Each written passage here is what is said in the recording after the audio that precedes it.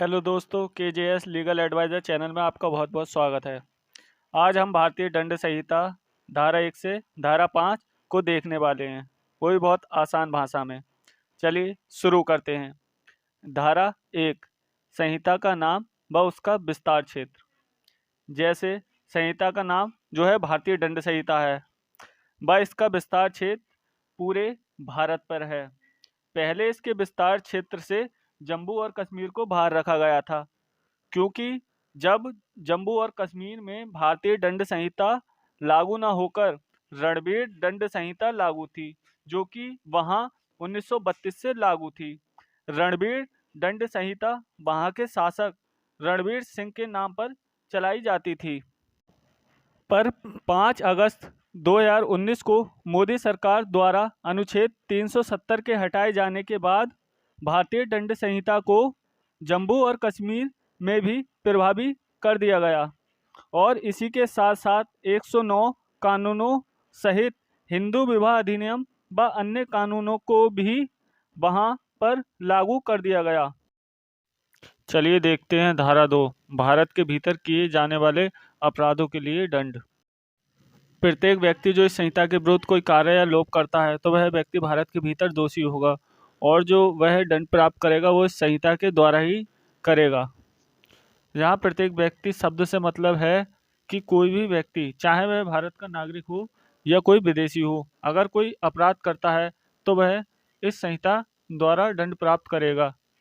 उससे राष्ट्रीयता, पद, जाति अथवा वंश के नाम पर कोई भेदभाव नहीं किया जाएगा और जो उसके दंड का विचारण है वो संहिता के प्रावधानों के अनुसार ही करेगा, लेकिन वह अपराध जिसका वह दोषी है भारत की परिसीमा के अंदर ही होना चाहिए। परिसीमा से मतलब है भूमि और समुद्र के किनारे से 6 मील तक के क्षेत्र से। पहले यह सीमा 3 मील तक ही थी। यदि समुद्र के इस क्षेत्र के अंदर कोई अपराध किया जाता है तो वह भारत में किया गया अपराध माना जाएगा और अगर कोई व्यक्ति भारत की सीमा के अंदर प्रवेश करता है तो यह माना जाता है कि वह भारत के कानूनों को स्वीकार करता है। अगर वह व्यक्ति भारत में कोई विधि विरुद्ध कार्य कर देता है तो वह यह कहकर नहीं बच सकता कि उसके देश में यह अपराध नहीं है या उसे इसकी जानकारी नहीं है। धारा 2 के क्षेत्र अधिकार से उन्मुक्तियां, मतलब संहिता के क्षेत्र अधिकार से किस किस को बाहर रखा गया है। नंबर 1, विदेशी राष्ट्राध्यक्ष। सभी राष्ट्रों के बीच यह आपसी समझौता होता है कि एक देश का राष्ट्राध्यक्ष दूसरे देश की विधि का विषय वस्तु नहीं हो सकता। नंबर 2, भारत के उच्च अधिकारी। जैसे भारत के राष्ट्रपति तथा राज्यपाल को संहिता के क्षेत्र अधिकार से मुक्त रखा गया है, पर 1975 में 40वें संविधान संशोधन द्वारा प्रधानमंत्री को भी इसमें शामिल कर लिया गया था। भारतीय संविधान का अनुच्छेद 361 यह निर्धारित करता है कि किसी भी प्रकार की प्रक्रिया किसी भी न्यायालय में न तो प्रधानमंत्री के खिलाफ, न राष्ट्रपति के खिलाफ, न ही किसी राज्यपाल के खिलाफ उसके कार्यकाल के दौरान न दाखिल की जा सकती है, न ही उसे कायम रखा जा सकता है। नंबर 3, राजदूत और राजनयिक अभिकर्ता।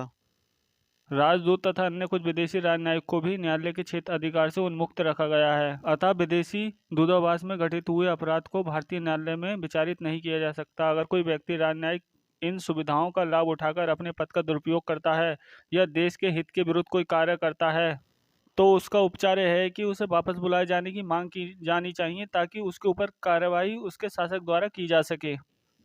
नंबर 4, विदेशी शत्रु। युद्ध या युद्ध जैसी कार्रवाइयों के लिए विदेशी शत्रुओं को भारतीय न्यायालय द्वारा दंडित नहीं किया जा सकता, लेकिन यदि युद्ध जैसी कार्रवाई न होकर अन्य कोई अपराध जैसे चोरी, लूट आदि करता है तो उसको न्यायालय के सम्मुख पेश किया जाएगा।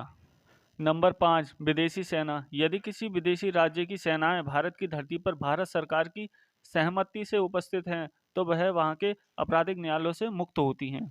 नंबर 6, युद्धपोत। किसी राज्य के सैनिक जब किसी विदेशी जल में होते हैं तब वह न्यायालय के क्षेत्र अधिकार से उन्मुक्त होते हैं। चलिए धारा 3 को देखते हैं। धारा 3 क्या कहती है? धारा 3 कहती है भारत से परे किए गए किंतु उसके भीतर विधि के अनुसार विचारणीय अपराधों का दंड। भारत से परे किए गए अपराधों के लिए जो कोई व्यक्ति किसी भारतीय विधि के अनुसार विचारण का पात्र हो, भारत से परे किए गए किसी भी कार्य के लिए उसे इस संहिता के उपबंधों के अनुसार ऐसा बरता जाएगा मानो वह कार्य भारत के भीतर किया गया था। यदि कोई कार्य भारत में अपराध है और वही कार्य भारत की सीमा के परे घटित होता है तो भी वह अपराधी होगा। ऐसा व्यक्ति भारतीय नागरिक हो भी सकता है और नहीं भी। यदि कोई भारतीय किसी दूसरे देश में एक कार्य करता है और वह कार्य उस देश की विधि के अनुसार अपराध नहीं है किंतु भारतीय विधि के अनुसार अपराध है तो उसे भारत में अभियोजित किया जा सकता है। अभियोजित का मतलब होता है उसके ऊपर मुकदमा चलाया जा सकता है। चलिए इसे उदाहरण से समझते हैं। का एक अंग्रेज है जो गा की पत्नी खा से इंग्लैंड में लैंगिक समागम करता है बिना गा की सहमति के। लेकिन जारता इंग्लैंड में अपराध नहीं है, लेकिन जारता जो है भारत में अपराध है। इसलिए का भारत में जारता के अपराध के लिए अभियोजित किया जा सकता है यदि भारत में उसकी मौजूदगी को निश्चित किया जा सके। चलिए धारा 4 को देखते हैं। धारा 4 राज्य क्षेत्रातीत अपराधों पर संहिता का विस्तार। धारा 4 हमें बताती है कि अपराध शब्द के अंतर्गत भारत से बाहर किया गया ऐसा हर कार्य आता है जो यदि भारत में किया जाता तो इस संहिता के अधीन दंडनीय होता। और धारा 4 भारतीय आपराधिक न्यायालयों को निम्नलिखित मामलों में क्षेत्र अधिकार प्रदान करती है। सबसे पहले नंबर 1, भारत से बाहर या परे किसी स्थान में भारत के किसी नागरिक द्वारा किया गया अपराध। और दूसरा है भारत में रजिस्टर्ड किसी पोत या विमान पर चाहे वह कहीं भी हो किसी व्यक्ति द्वारा किया गया अपराध। चलिए धारा 4 को उदाहरण से देखते हैं। जैसे का जो है वह एक भारत का नागरिक है जो उगांडा में हत्या करता है। वह भारत में किसी भी स्थान पर जहां वह पाया जाएगा हत्या के लिए दोष सिद्ध या विचारित किया जा सकता है।